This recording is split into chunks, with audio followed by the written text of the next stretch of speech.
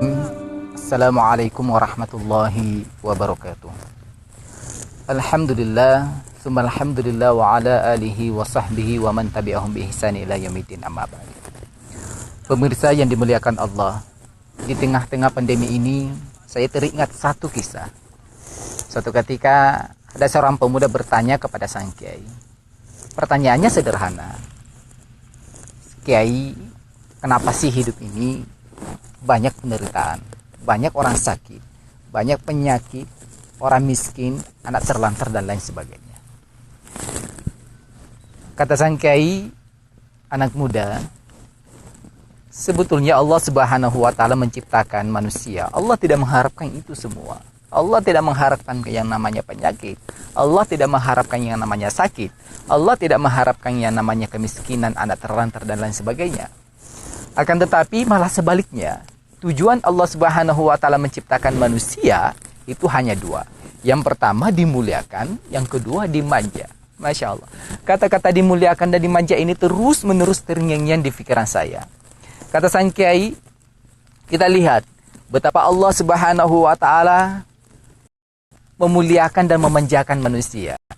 Yang pertama adalah dimuliakan.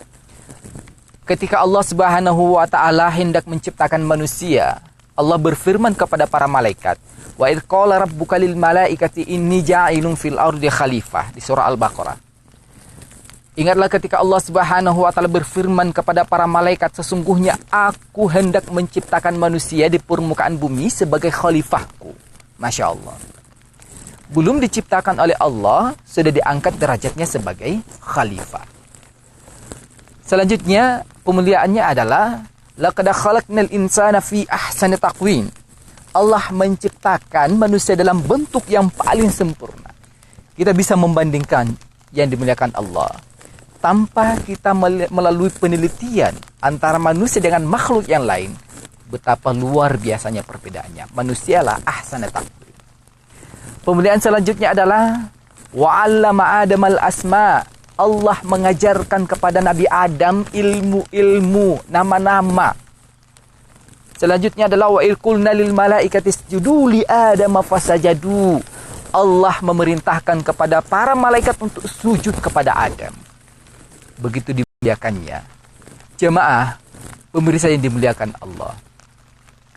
Setelah itu, Allah Subhanahu wa taala memasukkan Adam ke surga untuk tinggal di surga. Dan setelah di surga, disinilah mulai pemanjaannya Allah kepada Adam, khususnya kepada manusia. Kata Allah, "Wahai Adam, tinggallah engkau bersama istrimu dalam surga, sesuka hatimu, makanlah apa yang engkau ingin makan, mintalah apa yang engkau inginkan." Masya Allah, begitu dimanja oleh Allah Subhanahu wa taala.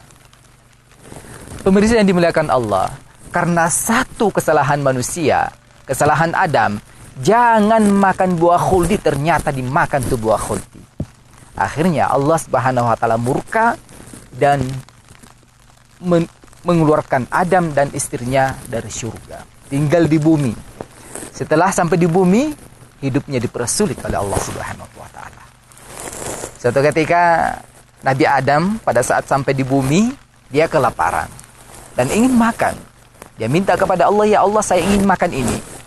Ternyata Allah malah menegur, "Wahai Adam, di sana ada pohon, kamu datang ke sana, panjat, petik, kupas, masak, lalu kau makan." Lebih sulit hidupnya? Ya, kata sang kiai, lebih sulit hidupnya dibandingkan dulu waktu di surga. Masya Allah, begitu dimanja oleh Allah, apa yang dia mau makan ada, apa yang dia minta ada. Lalu apakah dosa manusia berhenti? Tidak dosa lagi manusia. Akhirnya tidak boleh panjat, petik, kupas, masak lalu makan, tapi nanam dulu. Nanam dulu, setelah tanam, nunggu berbulan-bulan, bahkan ada yang bertahun-tahun baru bisa panjat, petik, kupas, lalu dimakan. Lalu apakah dosa manusia berhenti? Tidak dosa lagi manusia. Akhirnya tidak boleh nanam, kerja. Masya Allah, kita bisa lihat sekarang betapa manusia bekerja keras setiap hari. Pergi pagi, pulang malam, pergi pagi, pulang pagi. Untuk apa? Untuk memenuhi kebutuhannya. Lalu apakah manusia berhenti dosanya? Tidak, ternyata dosa lagi manusia. Akhirnya tidak boleh kerja, ngutang sekarang. Ngutang, semuanya serba ngutang. Apapun ngutang. Ingin beli daster ngutang, beli pancing ngutang, beli pulsa ngutang, beli motor ngutang. Semuanya ngutang. Dipersulit hidupnya oleh Allah Subhanahu wa taala. Lalu apakah dosa manusia berhenti? Tidak, ternyata dosa lagi manusia. Akhirnya tidak boleh ngutang, gali lubang tutup lubang. Pemirsa yang dimuliakan Allah, lanjut sang kiai, jika hidupmu ingin dimanja oleh Allah, sebetulnya sederhana. Jangan buat dosa, itu saja. Karena ketika hidupmu terhindar dari dosa, berhati-hati dari dosa, maka insya Allah di saat itulah kamu akan dimanja oleh Allah Subhanahu wa taala. Keajaiban-keajaiban akan datang kepadamu dari Allah. Karena kenapa? Kita dekat dengan Allah. Kita terhindar dari dosa. Kita tidak punya dosa sebagai penghalang kepada Allah Subhanahu wa taala. Terkadang bukan kita yang meminta, tapi kebaikan yang kita lakukanlah yang akan mengundang keajaibannya Allah Subhanahu wa taala. Insyaallah pemirsa yang dimuliakan Allah, ketika kita terhindar dari dosa, jauh dari dosa, maka kita akan berada dalam lingkaran. Di pada lingkaran ini kita akan menciptakan keajaiban-keajaiban yang akan terus-menerus terjadi dalam hidup kita. Minta kepada Allah, insya Allah selama permintaan kita selaras dengan maunya Allah, maka Allah akan mengabulkannya. Karena itu adalah janji Allah.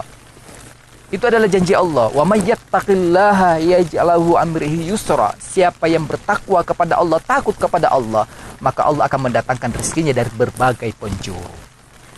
Pemirsa yang dimuliakan Allah, semoga Allah Subhanahu wa taala menjaga hati kita agar tetap dekat kepadanya sehingga kita mampu menciptakan keajaiban-keajaiban dalam hidup kita.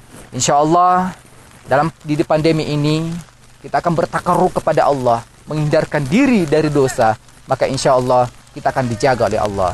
Demikian, semoga Allah Subhanahu wa taala mengampuni kita dan mengampuni Bapak Ibu semua pemirsa. Dengan demikian, billahi fi sabilillah fastabiqul khairat. Assalamualaikum warahmatullahi wabarakatuh.